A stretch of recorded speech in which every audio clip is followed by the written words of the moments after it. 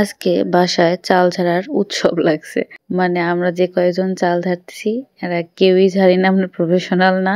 দেখেন আমার বোন ও এক স্টাইলে ঝাড়তেছে, আমার ভাইয়ের বউ সে আরেক স্টাইলে ঝাড়তেছে, আর আমি সেটা আর কি করবো মানে আমি ওদের থেকে ডিফারেন্ট, মানে দুইজন ওরা দুই রকম, আমি আবার আরেক রকম। মানে এক একজনের স্টাইল এক এক রকম, প্লাস শব্দ, মানে আমরা যখন তিনজন মিলে ঝাড়তেছিলাম তিনজনের শব্দ তিন রকম হচ্ছিল, মানে নিজেদেরই হাসি পাচ্ছিল। আল্লাহ, মানে কি একটা অবস্থা।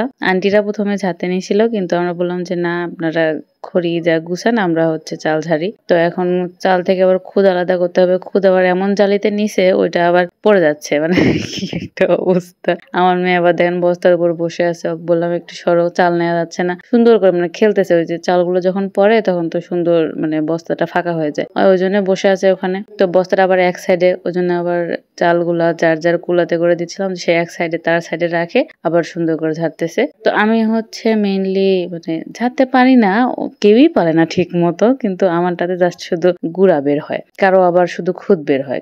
গুড়া তো সবারই বের হয়, কিন্তু তারপরও একটা ভালো মন্দ রেটিং আছে না। তিনজনের তিন রকম, আর হচ্ছে ঝাড়ার স্টাইল যেহেতু আলাদা, তিন রকমের তিনটা সাউন্ড হচ্ছিল, মানে কি যে হাস্যকর কি একটা অবস্থা। আমার মেয়ে দেখেন সুন্দর করে বসে আছে, একবার চাল নাড়তেছে, একবার গুড়া নাড়তেছে, মানে কখন কি করতেছে তার কোনো ঠিক ঠিকানা নাই। সুন্দর এনজয় করতেছে বসে বসে। এরপর মাঝখানে একটা বিরতি দিয়ে উঠলাম যে দেখি আমুদের কাজ কত দূর। দেখেন এইটা হচ্ছে আমার মেয়ে করছিল প্রথমে, মানে যেদিন হচ্ছে খড়ি চেড়ে সেদিনই ওই করে রাখছিল এটা সুন্দর করে, আবার উঠতে যাচ্ছে ওর মধ্যে। আমি বললাম না, ওর মধ্যে উঠা যাবে না, ওই ভাবছে ঘরের মধ্যে ঢুকে যাবে।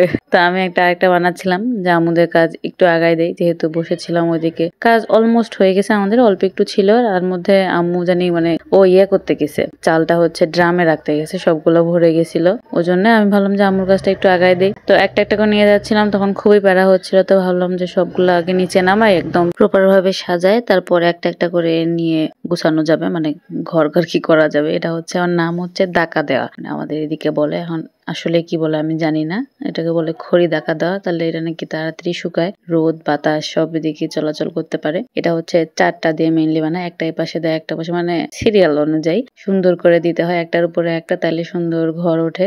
আর নিচের খড়িগুলা হচ্ছে মোটা দেওয়া লাগে বা শক্ত পোক্ত দেওয়া লাগে, তাহলে ঘরটা মজবুত হয় আর কি। এ দেখেন আমার মেয়ে একটা ছোট নিয়ে আসছে, আমি বেশি বড় করবো না, ওই জন্য আর কি করতেছিলাম, দুটো একসঙ্গে দিচ্ছিলাম। আমার মেয়ে আবার বাঁচে বাঁচে নিয়ে এসে দিচ্ছিল, মানে সব কাজেই তাকে অংশগ্রহণ করতেই হবে। তাকে বললাম যে ছোট ছোট গুলা নিয়ে আসে, ছোট ছোট খুঁজেই পাচ্ছে না, বড় গুলা নিয়ে আসতেছে। তো বললাম যে হয়ে গেছে, ঘরটা অনেক বড়ই হয়ে গেছে মোটামুটি। দেখেন কত বড় সুন্দর, মানে আমরা আগে ছোটবেলায় এরকম করে চিনলে আমি তো থাকতাম, মানে আমি এটা কাজ করতাম সবার আগে, যে আমি আগে টাকা দিব, বাকি কাজগুলো তোমরা করো। এটা খুব ইজি। আর এনার হচ্ছে মানে খড়ি চিড়ে একটু এলোমেলো ছিল, তো আমার ভাই বোনের আগে আমাকে ছোটবেলায় ওরকম গুছাই দিত, আমি জাস্ট শুধু এখানে রাখতাম, তাহলে এই ঘরটা তো এমনিই তৈরি হয়ে যায়। তো এখানে আমার মেয়ে হেল্প করতেছে, আর কতটুকুই পারে ছোট ছোট গুলো আনে দিচ্ছিল। এই যে ভাঙ্গাচোরা একটা ঘর হয়ে গেছে, এরকমই হয় মেইনলি। তো হয়ে গেছে আর কি একটা কাজ। আজকে ভিডিওটা এই পর্যন্ত, ভালো থাকবেন সবাই, আল্লাহ হাফেজ।